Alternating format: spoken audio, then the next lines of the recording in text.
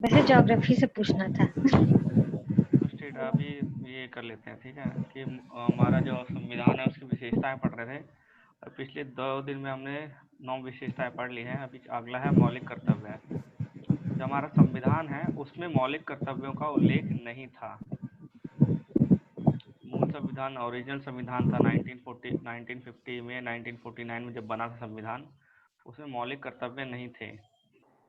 इन्हें स्वर्ण सिंह समिति की सिफारिश के आधार पर, ये याद कर लेना, इन्हें स्वर्ण सिंह समिति की सिफारिश के आधार पर 1976 के 42वें संविधान संशोधन के माध्यम से आंतरिक आपातकाल के दौरान शामिल किया गया था। उस समय 10 मौलिक कर्तव्य डाले गए थे। 2002 में एक और मौलिक कर्तव्य जुड़ गया था। 86वें संविधान संशोधन ने एक और मौलिक कर्तव्य जोड़ा। 42वां संशोधन प्लस 86वां संशोधन, इसमें 10 जुड़े और इसमें एक आया, 11 मौलिक कर्तव्य हैं टोटल। ये संविधान के 4A भाग में एक मौलिक कर्तव्य का जिक्र किया गया है, एक मौलिक कर्तव्यों का जिक्र किया गया है, जिसमें केवल एक अनुच्छेद 51 क है। ठीक है, एक ही अनुच्छेद में सारे कर्तव्य दे दिए हैं। ठीक है, ठीक है ना, एक ही कर्तव्य, एक ही अनुच्छेद है। ठीक है, तो पार्ट कौन सा है? पार्ट है आपका 4A। इसके अंदर है 51A। ठीक है, उसके अंदर इस कर्तव्य दिए गए हैं आपके। ठीक है, कर्तव्य पढ़ेंगे अलग इसमें डिटेल में। ठीक है ना, अभी कर्तव्य ना ध्यान से एकदम ऐसे पढ़ लेना। अभी आया नहीं इसमें, जब आएगा तो एज इट इज पढ़ेंगे कर्तव्य को। कर्तव्य क्या है? जैसे हमारा कर्तव्य क्या दिया गया संविधान में, वो बताया गया। सब हमें हमें क्या करना चाहिए देश के लिए। अधिकार तो है कि देश को हमारे लिए क्या करना चाहिए, सरकारों को क्या करना चाहिए, ये सब चीजें होती ना। हमें अधिकार है, लेकिन अधिकार कर्तव्यों के साथ मिलते हैं। तो पहले कर्तव्य नहीं दिए गए थे, लेकिन 42वें संशोधन में कर्तव्य भी डाल दिए कि देश का नागरिक होने के नाते आपके क्या कर्तव्य हैं। देश की रक्षा करना, ठीक है, देश के राष्ट्रीय ध्वज का सम्मान करना, भाईचारा बढ़ाना, पर्यावरण की रक्षा करना, ये सब कई कर्तव्य हैं। वो सब कर्तव्य लेकिन एकदम रटे होने चाहिए, एकदम एज इट इज, जैसे दिया गया है, जैसा लिखा गया है, जो वर्डिंग है वही का वही। क्योंकि कभी कभी कर्तव्य और डीपीएसपी जो नीति निर्देश है थोड़ा मिलता जुलता है। तो कभी कभी बीपीएससी अगर क्वेश्चन पूछ देगा और आपको वो पूछेगा कर्तव्य और वो वहाँ होगा नीति निर्देश, तो गलत हो जाता है। ठीक है, मौलिक कर्तव्य नागरिकों को यह याद दिलाते हैं कि अपने अधिकारों का इस्तेमाल करते समय उन्हें याद रखना चाहिए कि उन्हें अपने समाज, देश और अन्य नागरिकों के प्रति कुछ जिम्मेदारियां भी हैं। आपको सिर्फ अधिकार नहीं दिए जा रहे हैं, कुछ जिम्मेदारियां भी होती है नागरिक होने के नाते, और यही कर्तव्य दिए गए। नीति निर्देशक तत्वों की तरह, जैसे नीति निर्देशक तत्वों को लागू नहीं करवाया जा सकता कानून द्वारा, उसी तरह इसे भी सरकार लागू नहीं कर सकती। जैसे नीति निर्देशक तत्व क्या थे? सरकार को लोक कल्याण में कुछ कार्य करने थे, लेकिन नागरिक उसके लिए कोर्ट नहीं जा सकता था कि सरकार ये नहीं कर रही, इसको बोलो करने के लिए। वैसे ही संविधान बोलता है कि प्रत्येक नागरिक को ये करना चाहिए, लेकिन फिर उसके बावजूद सरकार उसको बाध्य नहीं कर सकती वो कर्तव्य करने के लिए। ठीक है ना, ये सिर्फ आपको आपकी अपनी नैतिक जिम्मेदारी है कि ये करना है। ठीक है, इसके बाद है आपका 11वां, क्या बोलते हैं, विशेषता क्या है संविधान की? संविधान ने हमें एक धर्मनिरपेक्ष राज्य दिया है। अब धर्मनिरपेक्ष राज्य क्या होता है ये तो पता ही है, अच्छा मतलब एनसीईआरटी में अच्छे से पढ़ चुके हैं। भारत का कोई धर्म नहीं है, किसी विशेष धर्म को भारत के धर्म के तौर पर मान्यता नहीं दी जाती। कौन कौन से जो प्रावधान है वो भारत को धर्मनिरपेक्ष दिखाते हैं? कौन कौन से प्रावधान वो देते हैं? क्योंकि जब संविधान बना था तो उसमें धर्मनिरपेक्ष शब्द का इस्तेमाल नहीं किया गया था। ठीक है, धर्मनिरपेक्ष शब्द जो था उसमें आपका प्रस्तावना में वहाँ नहीं था। ठीक है, जब संविधान बना था, ये बाद में जोड़ा गया। कब जोड़ा गया? फिर 1976 में ही, जब कर्तव्य दिए गए थे उसी साल 42वें संशोधन में ही धर्मनिरपेक्ष शब्द जोड़ा गया। फिर और क्या था प्रस्तावना में? ये भी दिया गया कि हर भारतीय नागरिक को आस्था, पूजा अर्चना और विश्वास की स्वतंत्रता की रक्षा करती है। ठीक है, उसके बाद और क्या है प्रावधान जो धर्मनिरपेक्ष दिखाता है संविधान को या देश को? किसी भी व्यक्ति को कानून के समक्ष समान समझा जाएगा, चाहे किसी भी धर्म का हो। अनुच्छेद 14, 15 इन सब में लिखा हुआ है यही। ठीक है। 16 धर्म के आधार पर कोई भेदभाव नहीं किया जाएगा, ये तीनों में लिखा हुआ है। उसके बाद 25वां अनुच्छेद क्या कहता है? कोई भी व्यक्ति कोई भी धर्म अपना सकता है और उसकी पूजा अर्चना कर सकता है। 26वें अनुच्छेद में क्या लिखा गया था अधिकार में? हर धार्मिक समूह तथा इसके किसी हिस्से को अपने धार्मिक मामलों का प्रबंधन करने का अधिकार है। कोई भी अगर धार्मिक आपने संस्थान खोल रखा है तो अपना प्रबंधन खुद कर सकता है। किसी को भी धर्म के विशेष प्रचार के लिए कर देने के लिए बाध्य नहीं किया जाएगा। ठीक है ना? कि आपको आपका हम धर्म का प्रचार करना है, आपका धर्म के लिए ये टैक्स देना है आपको, ये टैक्स लगाया जा रहा है, सरकारी टैक्स लगा रही है धर्म के प्रचार के लिए। तो किसी भी धर्म विशेष के प्रचार के लिए किसी भी प्रकार का टैक्स देने के लिए बाध्य नहीं किया जाएगा।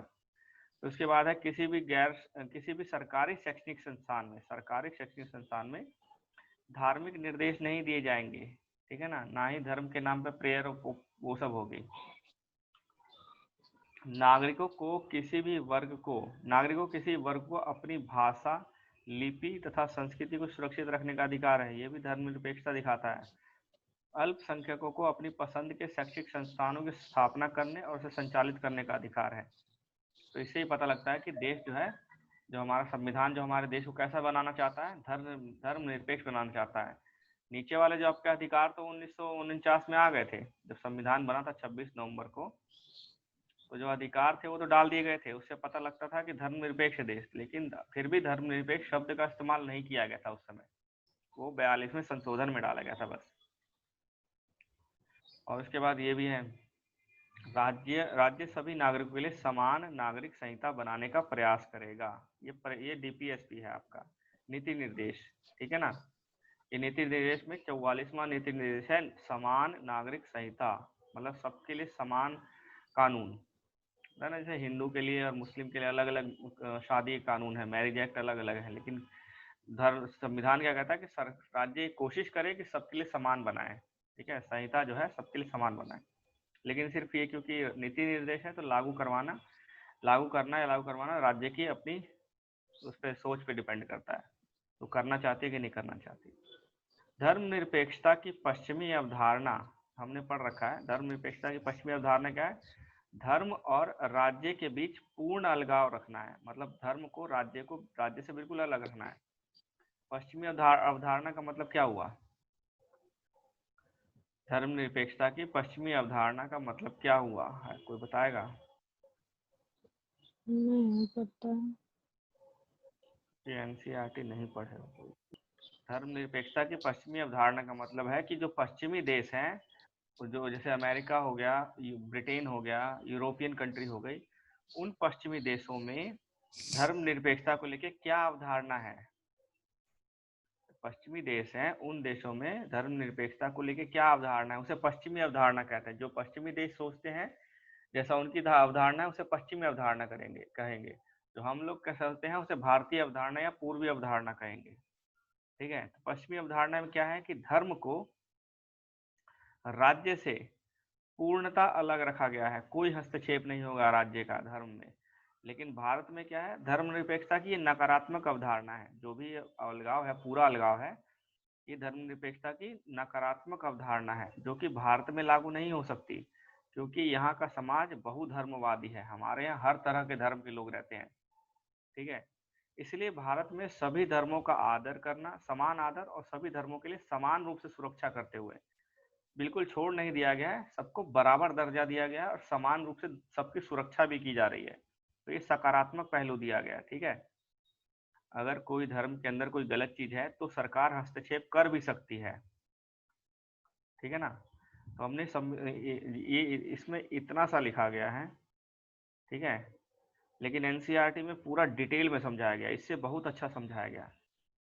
ठीक है, ये क्वेश्चन यूपीएससी में आया था कि पश्चिमी अवधारणा अलग कैसे है भारतीय अवधारणा से। इसमें सिर्फ इतना ही लिखा गया आपके पॉलिटी में, लेकिन एनसीईआरटी में इसको बहुत अच्छे से डिटेल में समझाया गया है। ठीक है, इसीलिए लक्ष्मीकांत जो है आपका आपको पूरी नॉलेज डिटेल में नहीं दे सकती है, उसके पास इतनी जगह नहीं है। अगर वो देने लग जाएगी तो कल बहुत भी मोटी तो गांड बन जाएगी।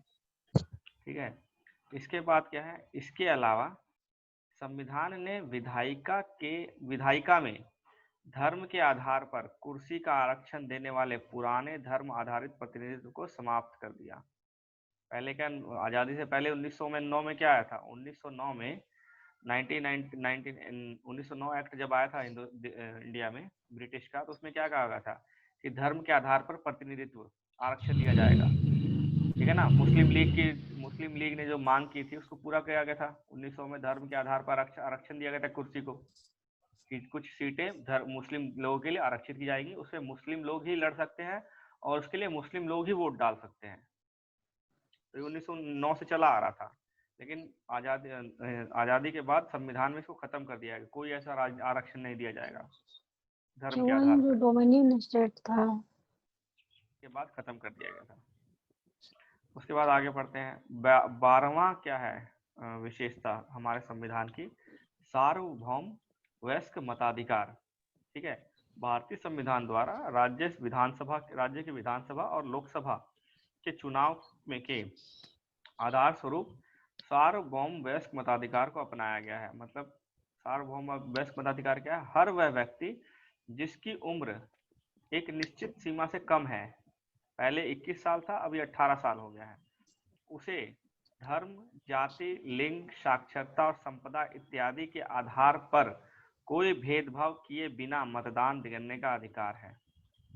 अब ये तो हो गया सार्वभौम वयस्क मताधिकार, मतलब एक निश्चित उम्र से कम कोई भी व्यक्ति होगा वो मतदान करने का अधिकार होगा उसको। ठीक है ना। उसको उसके साथ भेदभाव नहीं किया जाता कि तुम हिंदू हो तुम कर सकते हो, तुम मुस्लिम हो तुम नहीं कर सकते, ऐसा नहीं होगा। फिर ये है कि किस उम्र की सीमा, किस उम्र के नीचे, तो 1989 में पहले क्या था, 21 साल था उम्र, लेकिन 1989 में 61वां संविधान संशोधन हुआ और 1988 के द्वारा मतदान करने की उम्र को घटाकर 21 वर्ष से घटाकर 18 वर्ष कर दिया गया। तो ये वाला याद रखना, 61वां संशोधन में उम्र घटा दी गई थी वोट देने की। ठीक है, ये याद रखना। 61वां संशोधन था। देश के वृहद आकार, बहुत बड़ा आकार, जनसंख्या, बहुत बड़ी जनसंख्या, उच्च गरीबी, बहुत ज्यादा गरीबी है, और सामाजिक असमानता बहुत ज्यादा फैली हुई है, अशिक्षा बहुत ज्यादा है। इन सब चीज को देखते हुए संविधान निर्माताओं द्वारा सभी को वोट देने का अधिकार, उसको संविधान में शामिल करना एक साहसिक और सराहनीय प्रयोग था। ठीक है, ये जानते हुए भी कि हमारे देश का आकार बहुत बड़ा है, जनसंख्या बहुत ज्यादा है और बहुत ज्यादा लोग गरीब हैं और सामाजिक असमानता ज्यादा है और उनमें सभी लोग, ज्यादातर लोग अशिक्षित हैं, फिर भी सभी को वोट देने का अधिकार दिया गया। बहुत ही साहसिक और सराहनीय प्रयोग था कहा जाता है। ठीक है, वयस्क मताधिकार लोकतंत्र को बड़ा आधार देने के साथ साथ, वयस्क मताधिकार से क्या होता है, लोकतंत्र तो बड़ा बनता ही है, ज्यादा लोग वोट दे रहे हैं, ज्यादा लोग चुनने जा रहे हैं अपने लिए शासक को, तो लोकतंत्र बड़ा हो गया। उसके साथ साथ आम जनता के स्वाभिमान में वृद्धि करता है। इसमें एक बहुत अमीर आदमी और बहुत गरीब आदमी दोनों के वोट को एक ही समान देखा जाता है, एक ही वैल्यू दी जाती है। तो इससे स्वाभिमान में वृद्धि होती है और समानता के सिद्धांत को लागू करता है। ठीक है, और अल्पसंख्यकों को अपने हितों की रक्षा करने का अवसर देता है, कमजोर वर्गों के लिए नई आशाएं और प्रत्याशा जगाता है। ठीक है, वोट देने का अधिकार से ये सब चीजें होती है। उसके बाद है एकल नागरिकता। संविधान हमें क्या देता है, संविधान की विशेषता क्या है, एकल नागरिकता पूरे देश के अंदर। ठीक है, यद्यपि भारतीय संविधान फेडरल है, फेडरल मतलब संघीय है। क्या है, फेडरल मतलब संघीय है और दो लक्षणों का प्रतिनिधित्व करता है, एकल भी है उसमें और संघीय भी है उसके अंदर।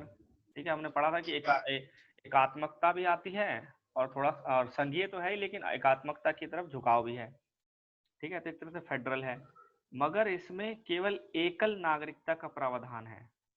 पूरे देश के अंदर चाहे अलग अलग राज्य हैं, उनका संघ बना हुआ है, लेकिन नागरिकता एक ही होगी, पूरे देश की नागरिकता होगी, वो भारतीय नागरिकता होगी सिर्फ। ठीक है, कई देशों में क्या है कि देश की नागरिकता भी होती है उसके पास और राज्य की नागरिकता भी होती है नागरिक के पास, लेकिन हमारे देश में नहीं है, एक ही नागरिकता रहेगी। ठीक है, वो भारतीय ही रहेगा।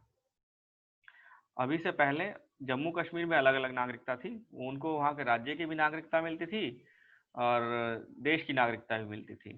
ठीक है, जम्मू कश्मीर को छोड़ के सब जगह एक ही नागरिकता थी, लेकिन जम्मू कश्मीर में दोहरी नागरिकता थी। ठीक है, अमेरिका देखा जाए, जैसे कि अमेरिका में देखें तो प्रत्येक व्यक्ति के पास न केवल देश की नागरिकता होती है, बल्कि वह जिस राज्य में रहता है उसकी नागरिकता भी होती है। इसलिए वह अधिकारों के दो समूहों का लाभ उठाता है। दो तरह के अधिकार, जो राष्ट्रीय सरकार दे रही है और एक राज्य सरकार दे रही है। भारत में नागरिक चाहे किसी भी राज्य में पैदा हुआ हो या कहीं भी रहता हो, संपूर्ण देश की नागरिकता के समान राजनीतिक और नागरिक अधिकार प्राप्त होते हैं उसको। जो हर जगह है वही उसको मिलेगा। जैसे जनजातीय क्षेत्र जम्मू कश्मीर, सॉरी, उसमें कोई भेदभाव नहीं किया जाएगा सिवाय कुछ मामलों के। ठीक है, सभी नागरिकों में कोई भेदभाव नहीं किया जाएगा सिवाय कुछ मामलों के। ये कुछ मामले क्या थे? जनजातीय क्षेत्र, कुछ जनजातीय क्षेत्रों में नागरिकों जो वहाँ के नागरिक हैं उनको थोड़ी ज्यादा अधिकार है। ठीक है, फिर है जम्मू कश्मीर इत्यादि। ठीक है, जनजातीय क्षेत्र और जम्मू कश्मीर में अलग अलग थोड़े ज्यादा अधिकार हैं। सभी नागरिकों के लिए एकल नागरिकता और समान अधिकारों के संवैधानिक प्रावधानों के बावजूद भारत में सांप्रदायिक दंगे, वर्ग संघर्ष, जातिगत युद्ध, भाषाई विवाद, ये सब चला आ रहा है अभी।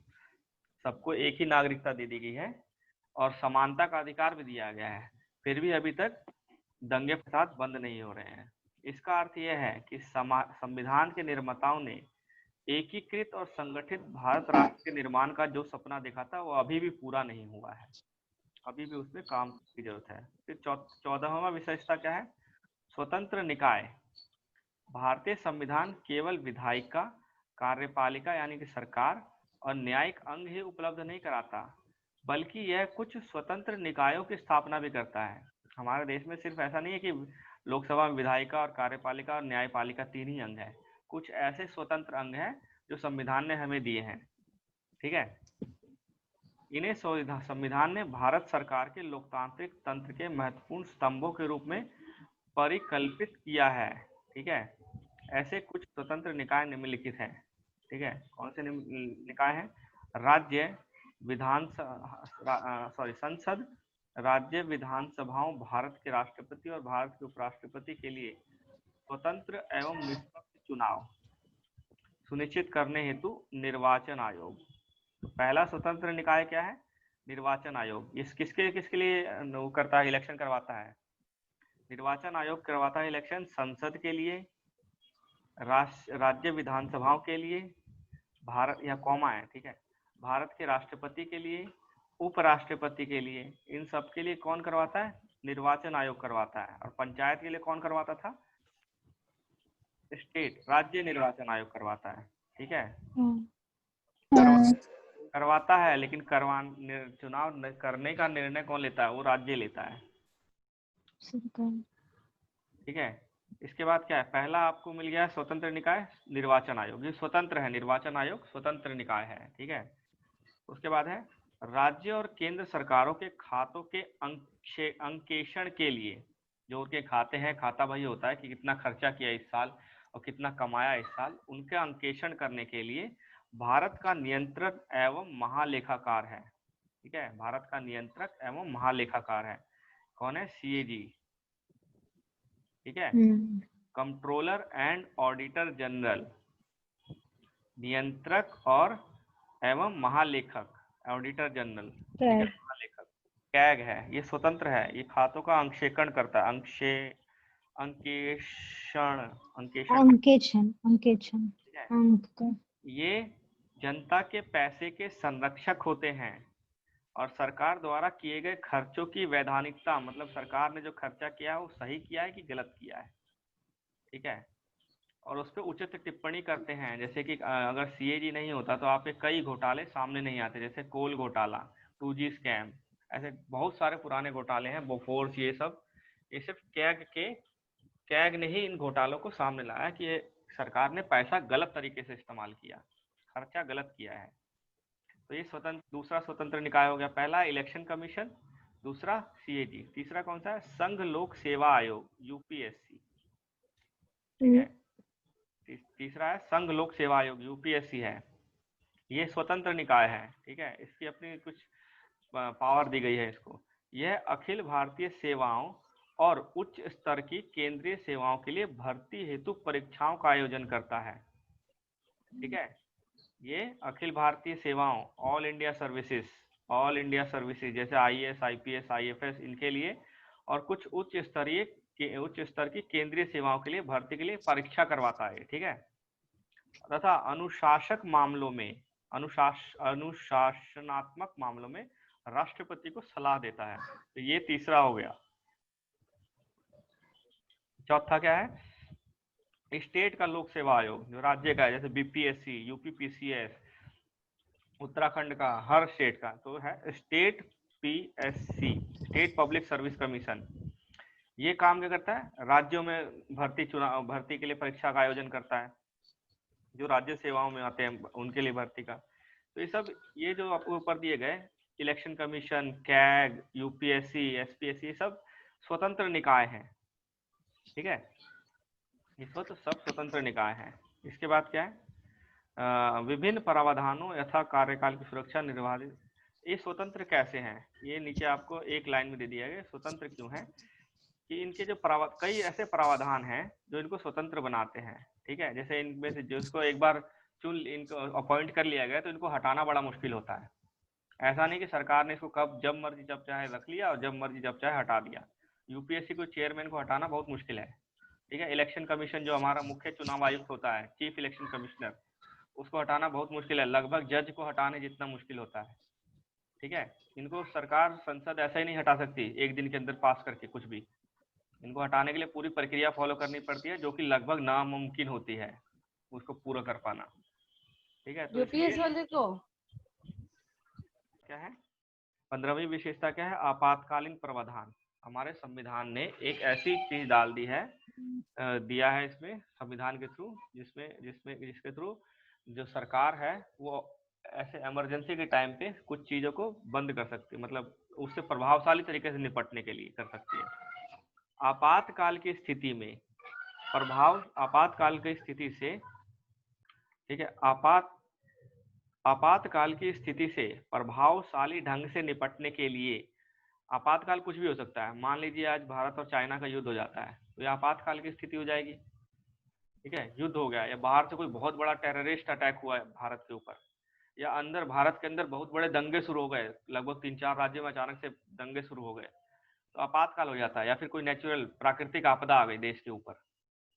ठीक है, तो इन आपातकाल मामलों में उन स्थिति से निपटने के लिए, प्रभावशाली ढंग से निपटने के लिए, भारतीय संविधान में राष्ट्रपति के लिए बृहद आपातकालीन प्रावधानों की व्यवस्था है। राष्ट्रपति आपातकाल लगा सकता है, लेकिन राष्ट्रपति सिर्फ अपने मर्जी से नहीं लगाता, उसको मंत्रिमंडल से जब तक मिलता नहीं सुझाव तब तक वो नहीं लगाता आपातकाल। मंत्रिमंडल ही उसको आपातकाल के लिए सुझाव देता है। ठीक है, ये आपातकाल वाला बाद में पढ़ेंगे पूरा चैप्टर। अभी के लिए इतना है कि आपातकाल कौन लगाता है? राष्ट्रपति लगाता है। ठीक है, इन प्रावधानों को संविधान में शामिल करने का उद्देश्य क्या था? इमरजेंसी का उद्देश्य क्या था? ऐसे प्रावधान क्यों डाले गए संविधान में, इतने जो डेंजरस प्रावधान है?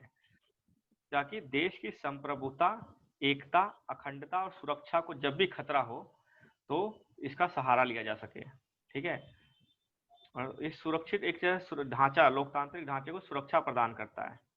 आपातकालीन स्थिति में लोकतांत्रिक ढांचे को सुरक्षा प्रदान करता है, लेकिन कई बार इसका गलत इस्तेमाल भी होता है। जैसे इंदिरा गांधी ने किया था आपातकाल लगा के, जबकि उस समय कोई जरूरत नहीं थी, वो पॉलिटिकली कुछ दिक्कत आई थी उसको, उस समय पॉलिटिकल इश्यूज थे, तो उसको देख के फिर भी आपातकाल लगा दिया गया था। अब क्या उन्होंने कैलकुलेशन की थी उस टाइम इंदिरा गांधी ने, वो नहीं पता किसी।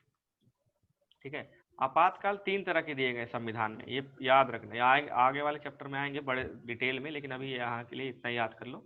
इस संविधान में 3 प्रकार के आपातकाल की विवेचना की गई है। पहला आपातकाल है राष्ट्रीय आपातकाल, फिर राज्य में आपातकाल, फिर वित्तीय आपातकाल। राष्ट्रीय आपातकाल मतलब नेशनल इमरजेंसी, बहुत बड़ा युद्ध हो गया, युद्ध का खतरा, या युद्ध हो गया, या आक्रमण हो गया, या सशस्त्र विद्रोह हो गया, अंदर से ही बहुत बड़े लोगों ने, कई स्टेट के लोगों ने हथियार उठा लिए सरकार के खिलाफ।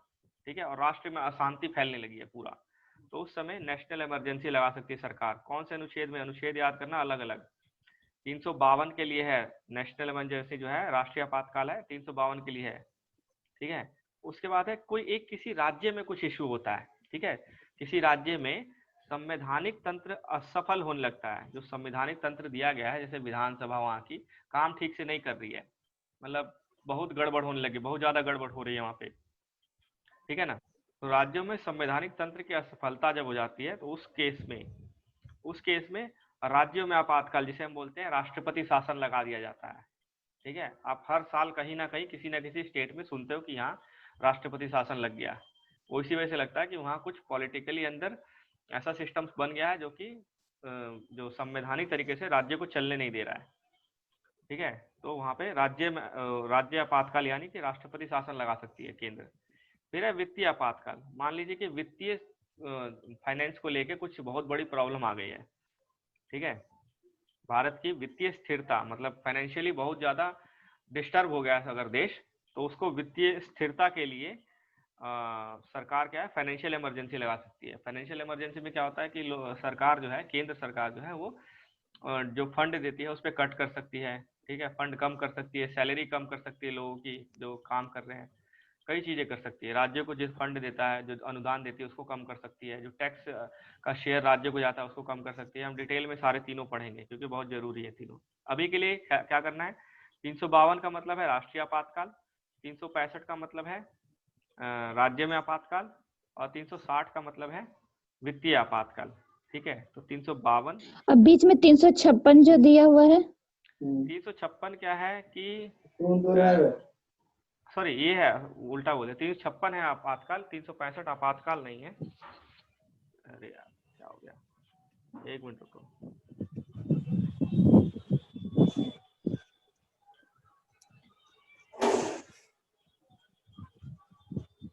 ये है जो अगर राज्यों में संवैधानिक तंत्र की असफलता होती है तो राज्य जो है राष्ट्रपति शासन लगा सकता है। ये आपातकाल का लगाने का तो अनुच्छेद है, लेकिन ये अनुच्छेद आपातकाल के लिए नहीं है। ये अगर केंद्र के निर्देशों को राज्य उनका अनुपालन करता है, मतलब पालन नहीं करता है। ठीक है, अगर जो राष्ट्रपति शासन लगाने के दो मकसद होते हैं। ठीक है, पहला मकसद ये है कि राज्य के अंदर संवैधानिक तंत्र बिगड़ गया है, जो संवैधानिक रूप से चल रहा था राज्य, वो नहीं चल पा रहा है, विधानसभा उस तरीके से काम नहीं कर पा रही, तो जो केंद्र है वो 356 के अंदर आपातकाल लगाएगा। ठीक है, और यदि केंद्र ने कोई ऐसे निर्देश दिए थे जिससे राज्य नहीं मान रहा है, ठीक है ना, केंद्र ने अगर 365 के अंदर निर्देश दिए थे तो राज्य नहीं मान रहा है, तो फिर राष्ट्रपति शासन लगा सकता है। ठीक है, राष्ट्रपति शासन में शासन कौन करता है सर? ये डिटेल में बाद में पढ़ लेंगे। ठीक है, क्योंकि फिर उसमें फिर निकल जाएगा बहुत सारा। ठीक है, राष्ट्रपति शासन में गवर्नर हेड हो जाता है और सारे रूल्स रेगुलेशन वही फॉलो कर, वो उसी के थ्रू आते हैं। आता ऊपर से सारा ऑर्डर गवर्नर के थ्रू जाता है, नीचे जो विधानसभा होती है वो कुछ देर के लिए स्थगित कर दी जाती है, जब तक वो चलता रहता है। ठीक है, फिर आगे लिख ही दिया इसने, आपके जो बोला पूछा आ गया। आपातकाल के दौरान देश की पूरी सत्ता केंद्र सरकार के हाथों में आ जाती है। ठीक है, राज्य है तो राज्य का नियंत्रण केंद्र के पास चल जाता है, और केंद्र गवर्नर के थ्रू, राज्यपाल जो था उसके थ्रू वहां पे नियंत्रण करता है, शासन चलाता है। ठीक है, इससे क्या होता है, संविधान में संशोधन किए बगैर देश का ढांचा अचानक से संघीय से एकात्मक हो जाता है। हमारा देश का ढांचा कैसा है, संविधान का संघीय ढांचा है। ठीक है, लेकिन जैसे ही आपातकाल लगता है तो सारी पावर, जो पावर राज्य के पास थी, सारी पावर केंद्र के पास चल जाती है, और वो ढांचा जो संघीय था वो अचानक एकात्मक हो जाता है। और राजनीतिक तंत्र